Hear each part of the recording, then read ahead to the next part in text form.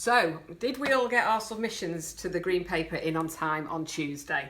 I'm really looking forward to digesting all your responses over the next few days from the sector.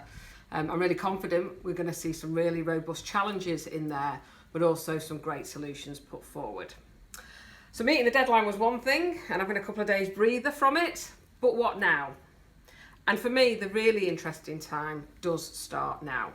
Because if we are really serious as a sector about hearing tenants' voices, if we really mean that we want respectful and transparent relationships for our mutual benefit, then no landlord really should be waiting until the spring. Whatever a white paper may bring, the Green Paper has clearly, in my view, signalled a direction. To ignore that direction now would be politically probably naive and would indicate a disregard to the sea change that is happening across the country from the wider public about their views on social housing. And certainly the Green Paper has already unleashed a new wave of tenant voices across social media, and long may that continue.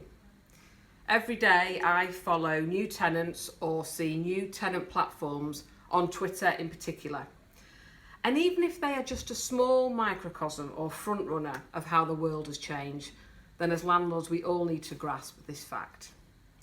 There are landlord organisations on there, aren't there, that are getting a lot of negative commentary on social media by their tenants about repairs and safety issues in particular.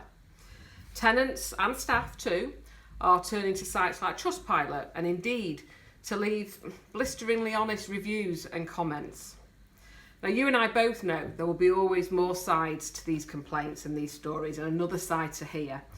But in terms of brand, landlords are being opened up to scrutiny in ways never seen before, and that's not going to go away.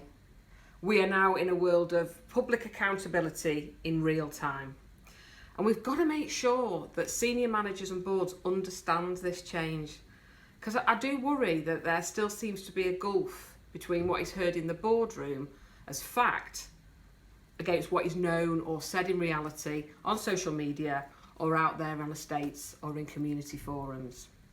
We've got to find a way to bridge that gap, or else the conversations and therefore the solutions will always be miles apart.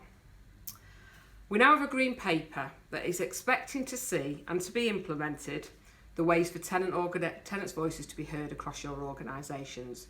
And you have an opportunity now to look at how tenants are heard in your board papers and around the board table, in your service reviews, in your procurement processes, in your complaints processes certainly, in your scrutiny models, whatever that might look like, in your community investment, in your local tenants and residents associations, certainly in your online platforms, and crucially in your relentless focus, hopefully, on tenant safety and providing a decent home in which to live today. All landlords can be taking action now to review their structures, to try and find the investment monies that we all need, and to critically assess what more you can do.